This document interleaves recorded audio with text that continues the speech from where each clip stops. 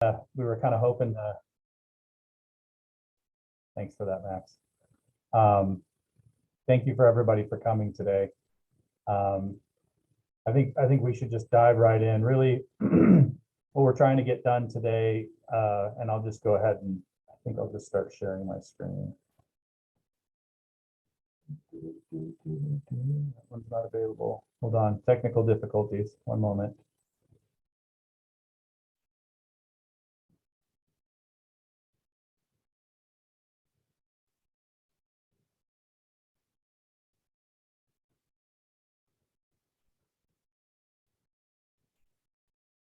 Okay.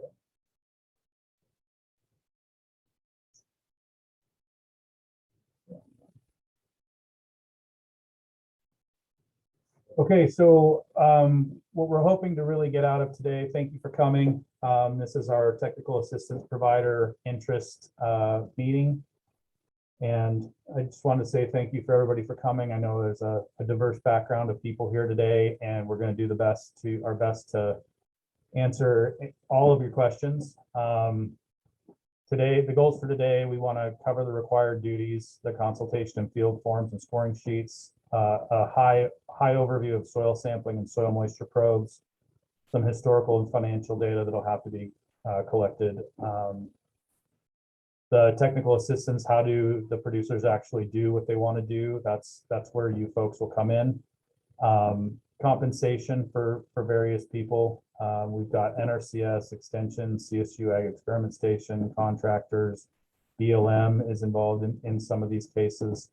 And so we'll have breakout rooms at the end of the day for each of these groups to discuss how that'll come together and what that workflow will look like. And then answer any questions. So by the end of today, hopefully all of you will have enough information to make an informed decision. I want to start really quickly. I know we sent out a lot of information, some homework for you guys to do prior to this. I know some of you did it, some of you didn't, some of you dived in a little bit more than necessary, but I just want to go through a quick overview of what we're talking about before we go into our breakout rooms. So we'll start with a STAR overview, which is Saving Tomorrow's Agricultural Resources. It was a program developed by a conservation district in Illinois for other conservation districts, and it is growing. We are, I think, the 5th state, and there's 3 more that are looking to come on board. And the work we've done here in Colorado on grazing lands is really opening that up to a broader set of states in the West that are showing interest as well. So STAR is a free and voluntary tool used to structure conversations around soil health. It helps the producers assess where they are in their soil health journey, and hopefully inspires producers by identifying new practices that may be easy and maybe not so easy to adopt. But we can at least start having that conversation and moving the needle. They will start by filling out a field form, a consultation, a field form, and this is helpful for walking the producer through the process. And the scoring sheet is a really powerful tool because we have those. We're completely transparent about this. If you go to our website, the field forms and scoring sheets are all up, and the scoring sheet really shows people where the points are. And so as they go through their field form, they can score their own sheet or their own field and really know before they even send it in for scoring what that's going to be looking like. Additionally, they'll be able to see what might be some low-hanging fruit for them to increase their score initially, and then some of the more long-term and medium range projects that they may have for their production system. And so in that case, it might be helpful to walk the producer through the scoring sheet just to kind of let them know where those points are coming from. And this works synergistically with the research parts of the program. Jim Ippolito and Megan McMuller at CSU are running the research side of things. And we're in constant contact, and they've helped us develop a lot of this. So everything is working as it should together synergistically. And then you guys are all here because of Star Plus, which is the grants that are associated that we're handing out to the producers and working directly with the conservation districts where capacity building funding has gone, as well as equipment grants and things of that nature. So why STAR? It rewards producer effort for doing the right thing. Obviously, we can set ourselves up for success, but if it doesn't rain, we're limited in scope. It's scientifically rigorous. This was developed by a diverse committee of scientists, producers. NRCS was hugely critical and important to the development of this program, and my position specifically, as well as many others not named here. It's a flexible and adaptable program that looks at soil health holistically. There are many pathways to improve soil health, and I think for every producer out there, there is a path unique to them. Their goals are different, and everybody kind of does things their own way. So what we've done is we've provided a toolkit, not prescribed a methodology that they have to use. There's no prohibitions. We're not telling people they can't use tillage or they can't use chemical or anything like that. We would like to see those used in the best possible manner, but we're really leaving it up to the producer to decide what's best for their program. We encourage experimentation and continual improvement. We have not put in place yet, but we are going to design a methodology by which producers can really be creative and come up with their own systems. And if they become effective and they're working and we can test that out, those will become part of the best management practices list that we have. If you look at our list, some of it's been completely ripped from NRCS language, because it's good and it exists, and we don't want to reinvent the wheel. But we didn't want to make that the exhaustive list. We really wanted to drive ingenuity and creativity, because there's a ton of it out there, and we're looking to set that up as an annual review. This shouldn't be overly burdensome to the producers or the administrators. That's our goal, and I get phone calls all the time where conservation districts are asking me specifically, are we making this too difficult? And usually they are. We're trying to really make this easy to implement. And then obviously, ultimately, what we want is a potential for market signals. If giving away money, charity and incentives and things like that, those are all good things, but it's really going to take the market itself, paying our producers for what they're doing to make a real difference. The producer benefits, hopefully the monetary benefits as these market signals come online. But in addition to that, we all know, that there are monetary benefits when we increase soil organic matter. We need to use less nitrogen, for example. Better structure and aggregate stability leads to better infiltration of water holding capacity. So these are all indirect monetary benefits that exist based on these soil health benefits. And then obviously we're all here to talk about the technical assistance. The producer will go through a 5-step process. And let me be clear here, what I'm talking about applies to STAR, and STAR Plus is what you all will be hopefully participating in. STAR is something that a producer can enroll in voluntarily on their own through the website. They go on, they fill out their own field form. That'll get sent in, it'll get scored, after which they'll receive their STAR rating and their field sign.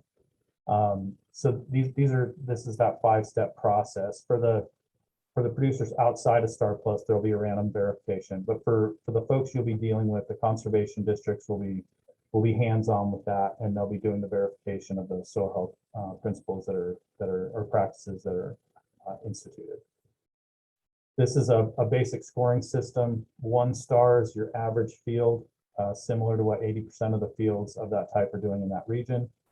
2 stars is really a field beginning to implement soil health practices, multiple soil health practices, and then 3 stars and above, we're really looking at multiple soil health principles being brought into use. And then obviously 4 and 5 stars. As we all know, it's not just a corn soybean rotation here. We have many different types of crops we grow here. And of course, obviously grazing lands, we grow more grass than anything, but we've done a really comprehensive job at trying to get at almost everything that's grown here within the state, and supplying a field form and scoring sheet for that. This would be what the star for individual producers looks like when they're on the soil health website. And as you can see, here's where all the field assessment forms and scoring sheets would be located. So if you're ever interested, you can always go here and look at these yourself. So to go to the part where you guys kind of are inserted into this whole thing, the consultation forms, right? Getting to know the operation. The consultation form is there to familiarize.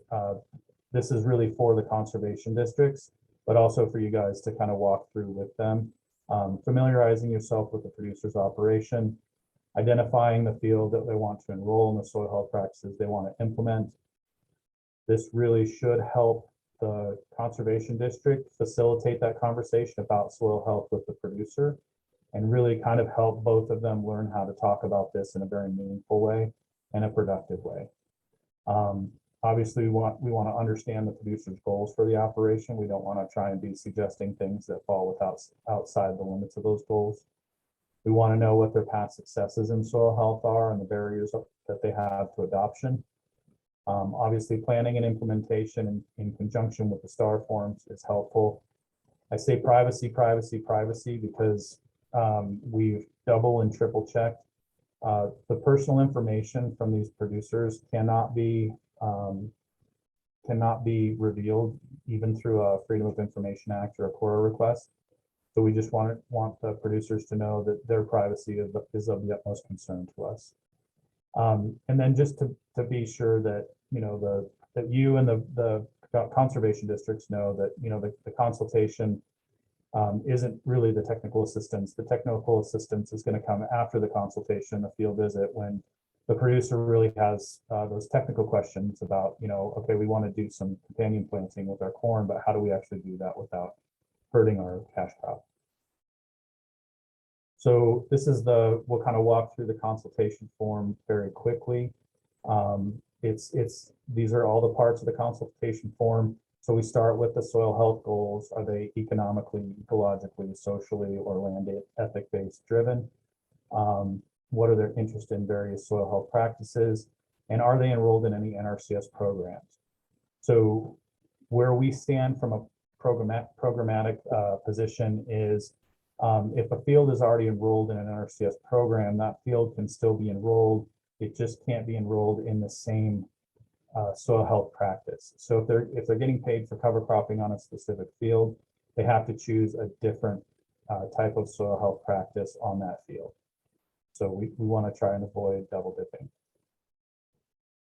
The next part of the consultation form really just tells us about the field, how many acres, what's the current rotation, what's the history, is it irrigated or dry land? Are there any problems in the field? Might be erosion.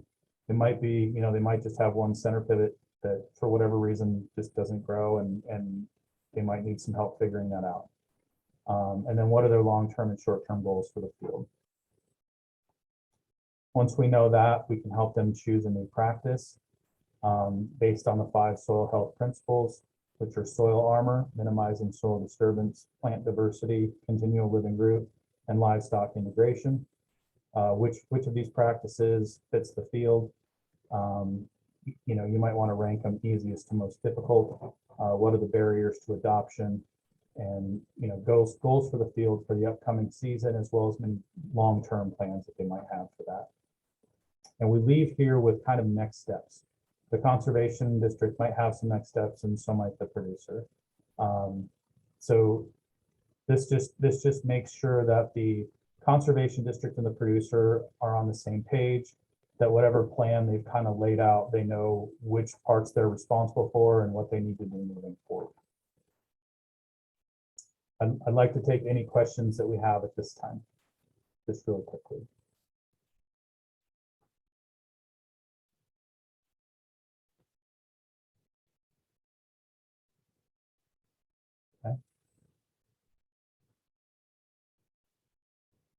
I'm going to turn it over to Max. He's going to kind of give a technical assistance overview. And then after that, we're going to go into our breakout rooms. You guys will be kind of broken up by who you represent and kind of what your role would be in the program. Thanks so much, Ryan. And thank you all for being here. The technical assistance aspect of this program is really critical to its success, and we couldn't do it without you. So just to back up a little bit, the STAR Plus program is with 17 conservation districts and 3 other eligible entities. Each of these conservation districts and eligible entities is working with 5 to 10 producers. Most of them are working with 7. And the idea is to pair each district with a cropland and a rangeland specialist to assist with these initial consultations that Ryan just went over, as well as to provide ongoing technical assistance as needed to the 7 or so folks taking part in the program. We're hoping that technical assistance providers will be on board to do the first 2 consultations that the district does. These are going to be happening in the next couple of weeks or in the next month or 2. So time is of the essence, and so we're hoping to give you all the information you need today to know if you'd like to take part in this program. So a technical assistance provider would do, if you're the cropland specialist, would be on board to do the first 2 consultations for cropland producers, and then a rangeland specialist would be on board to do 2 consultations with grazing lands folks.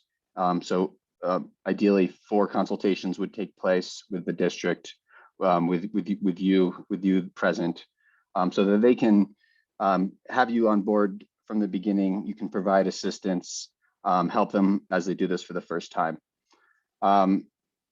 As Ryan said, you want to go to the next slide?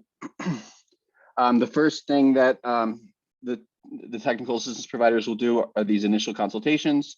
They'll have a conversation with the producer about what they're doing for soil health, what they'd like to be doing.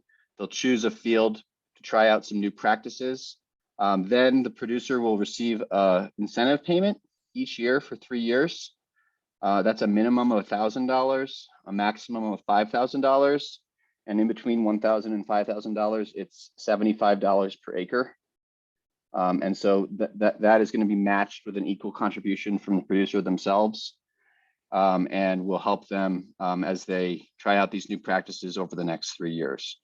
The idea here is to give them some financial and technical support so that they can gain familiarity and expertise with these new practices and be in a better position a few years from now to consider adopting them across their operation, maybe applying for EQIP, CSP, or other opportunities that are coming down the pike.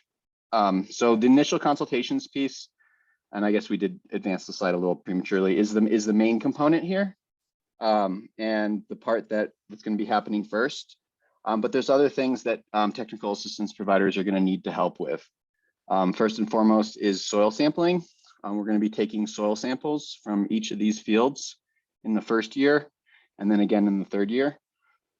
For those of you assigned to districts that are funded through the Federal Conservation Innovation Grant, and we can let you know who those people are when we get into our breakout rooms, we're also going to be installing soil moisture probes.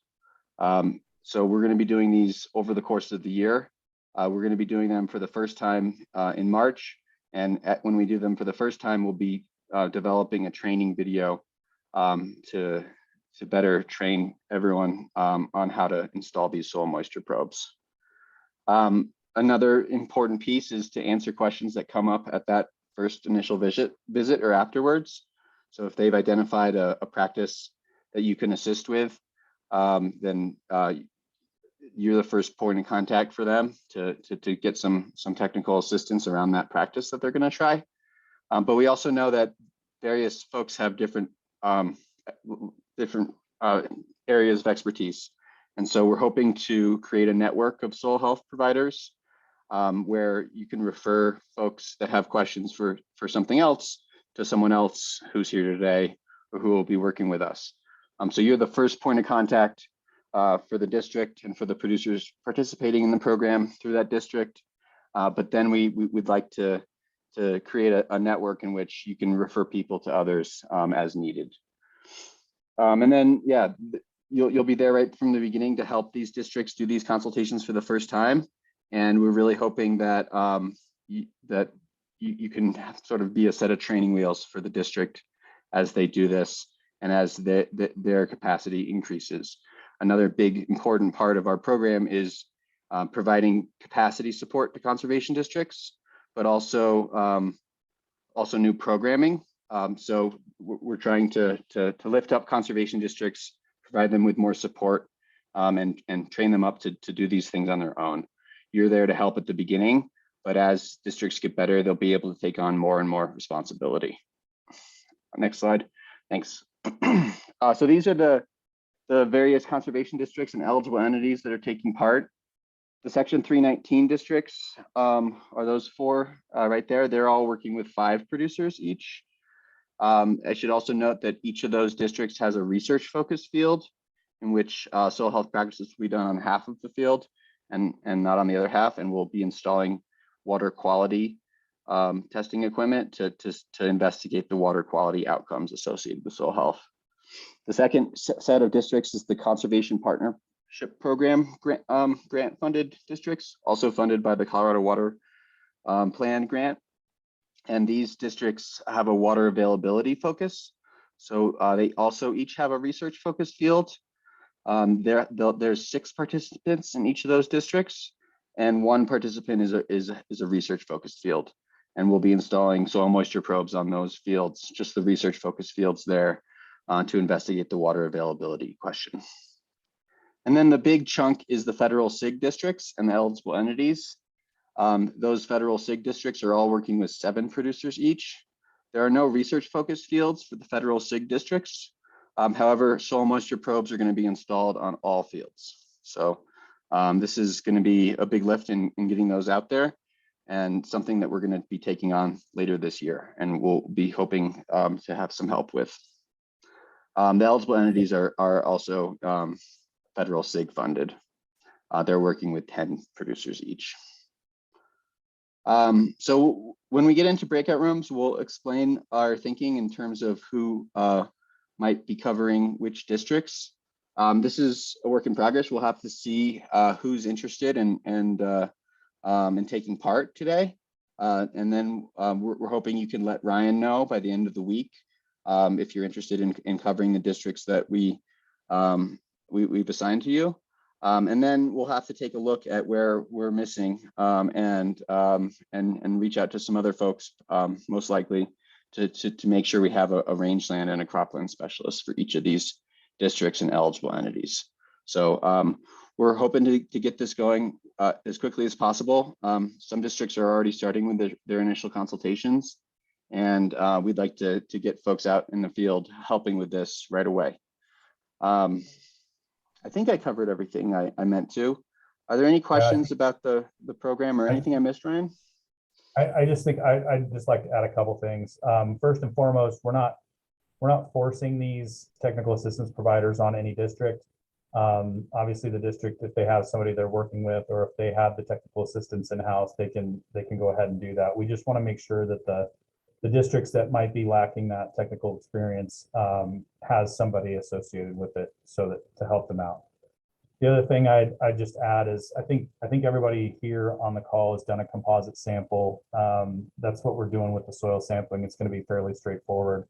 And then the soil moisture probes that we're working with they're a design that came out of the J. Ham lab at CSU. And I know that they've ordered up the stuff and they're putting them together. They're starting to put them together, and they're going to come out in waves. I just want to make sure that everybody here knows, as we roll out that installation, that first set of installations, we'll be making videos. And I would ask anybody that wanted to come, if they want to come see those first installations when Ian goes out in the field with the rest of us, that you guys feel welcome to come and watch how those get done. I think that's all I had to add. Do we have any questions at this time? I have a question. Possibly I should know this, but Do you envision the bulk of the work for the technical service providers to be on Star Plus, not Star, or is it both programs? Yes, it's entirely on the Star Plus participants. And maybe I'll just clarify that for the room. And Ryan did already, but always good to reiterate these important points. Star is just the rating system that any producer in the state can fill out by going to the CDA website. And the first 100 participants that fill out a Star field form and get their Star field sign will receive a free soil health test. The part that comes with technical assistance and these producer incentive payments is Star Plus.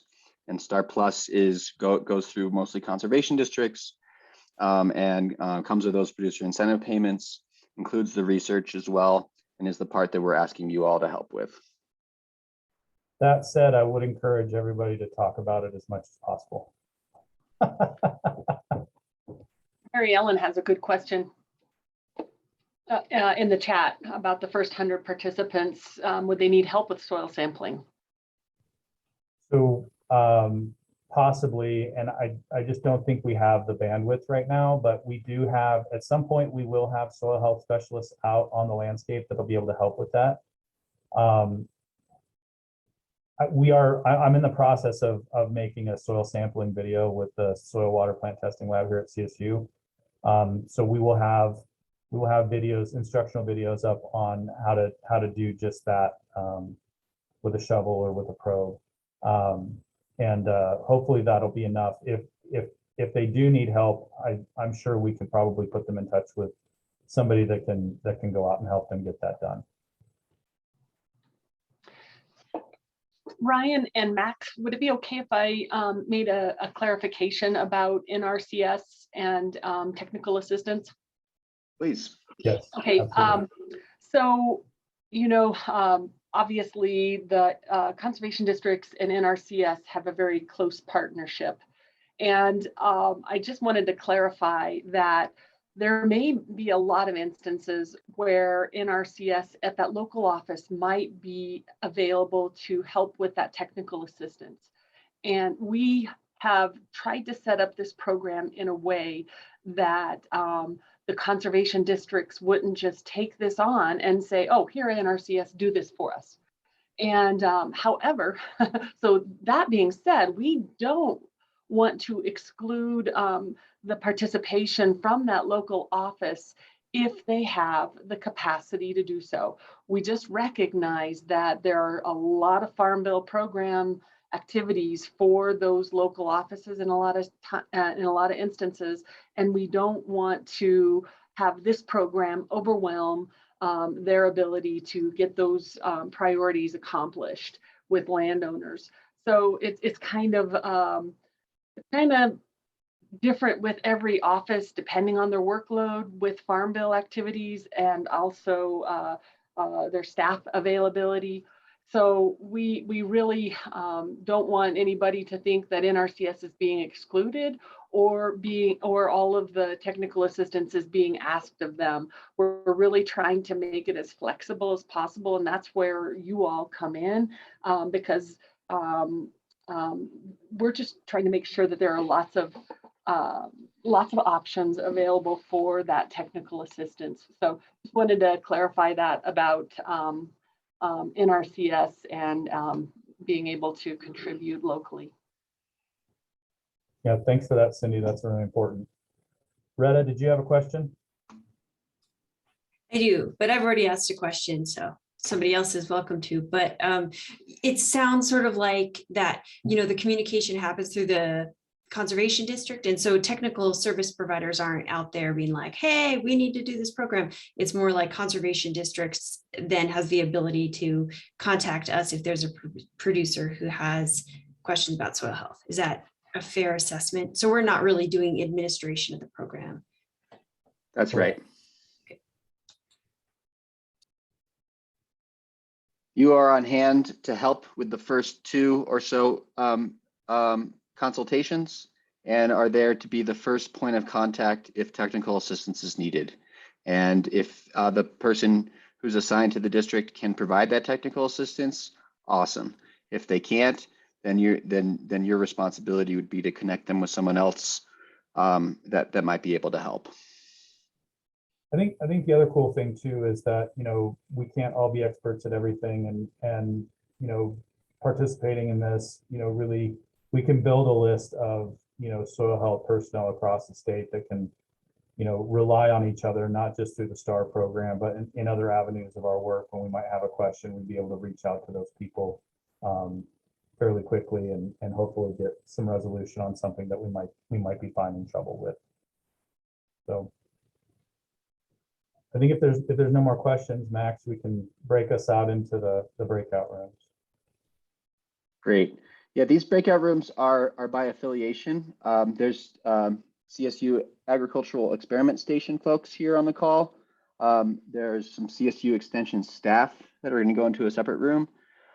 There's a few folks that are going to be contracting through CSU Extension.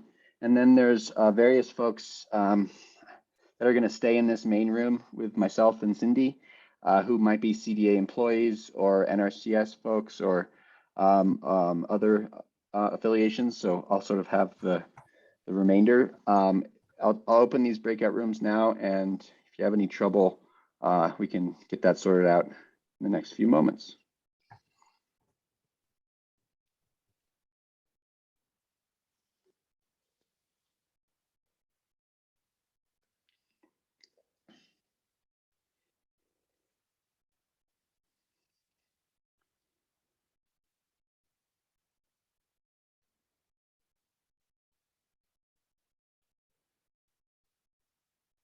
Great. Well, thank you all for being here. As I said a moment ago, this group has several different folks here today. There's a couple people who are NRCS folks. Paul, you're with CDA. Is there anyone here that should be in another room before we get started? Yeah, hey Max, my name is Jeff Davidson. I'm with AES. I joined late, so Zach Zarnecki forwarded me this email. So Great, let me move you over there. thank you very much.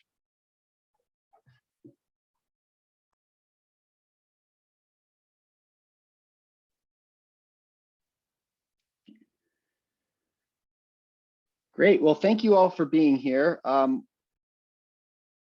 We don't have as much to talk about in this room because several of you are NRCS folks, but we'd love to maybe open it up to questions about how you might participate in this and where there might be boundaries where you can't participate fully. Maybe we could have a conversation about that. I'm so glad to have Cindy here because I think she knows how to navigate that really well. Can we answer any questions about that first, maybe from NRCS folks? I'm Kathy O'Neill. For anyone who doesn't know me, I'm with NRCS. I'm an area resource soil scientist in the bottom southeast part of the state, the San Luis Valley. And so I'm overseeing about soil health stuff for about 20 offices. But I'm wondering, I was approached by a conservation district who wanted me to offer them training on how to run a soil health assessment. And I'm wondering if that is, training the trainers, is that kind of something that NRCS can do? Or, I have no problem, helping the individuals who are going to participate in the program with the districts, but that was the way that they had asked for my assistance. So I guess is that I'm not even sure what I can or cannot do with regard to NRCS and this program. That's really a good question, Kathy. And I don't know if the conservation district that approached you with that is part of the STAR Plus program or not.